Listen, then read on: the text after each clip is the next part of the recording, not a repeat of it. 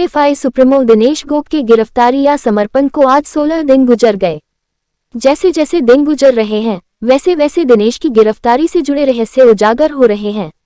गिरफ्तारी के साथ ही हमने अपने इसी न्यूज चैनल में गिरफ्तारी या समर्पण शीर्षक से एक वीडियो प्रकाशित किया था, जिसमें दिनेश की गिरफ्तारी को लेकर कई सवाल उठाए थे। जैसे रांची एयरपोर्ट पर दिनेश के चेहरे ढके हुए क्यों नहीं थे, उससे हथकड़ी क्यों नहीं पहनाई गई थी, नेपाल से गिरफ्तारी हुई तो फिर उसे दिल्ली से रांची लाने का क्या तुक है। खूंटी के अधिकारी किस आधार पर पिछले 1 माह से ये बयान दे रहे थे कि दिनेश गोप जल्द पुलिस गिरफ्त में होगा। ऐसे ही अनेक सवाल थे जो दिनेश के आत्मसमर्पण की ओर इशारा करते थे।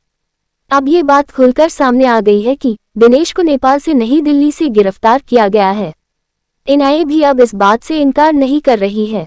हालांकि वर्तमान में दिनेश का ठिकाना नेपाल के विराटनगर में ही था, वहां वो एक सरदार के भेष में ढाबा चलाता था। अब सवाल ये खड़ा होता है कि दिनेश दिल्ली गया क्यों था। साथ ही दिनेश की गिरफ्तारी को लेकर एनआईए ने अभी तक कोई आधिकारिक बयान क्यों नहीं जारी किया। कुछ प्रतिष्ठित मीडिया संस्थान ये दावा करते हैं कि दिनेश गोप कनाडा भागने की फिराक में था। साथ ही यही मीडिया संस्थान ये भी कहते हैं कि सरेंडर हेतु दिनेश ने 2 करोड़ खर्च किए थे। अब प्रश्न ये खड़ा होता है, जो शख्स सरेंडर करना चाहता हो, उसके लिए प्लानिंग कर रहा हो, साथ ही 2 करोड़ खर्च करता है, क्या वो विदेश भागने की सोचेगा।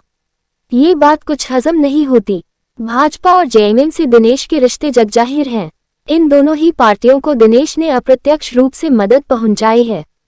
पहले पॉलुस सुरीन को विधायक बनाकर जेएमएम की मदद की, तो हालिया दिनों भाजपा की सहायता की।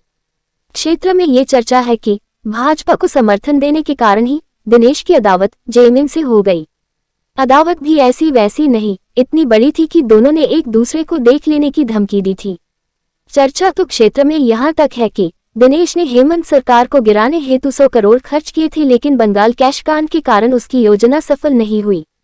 वहीं दूसरी ओर जेएमएम ने पीएलएफआई के प्रभाव क्षेत्र में अपने विश्वसनीय अधिकारियों को नियुक्त कर पीएलएफआई को हर कीमत में खत्म करने का निर्देश दिया। नतीजतन मुख्य धारा में लौट चुके पीएलएफआई सदस्यों को किसी न किसी आरोप में बार बार जेल में डाला गया।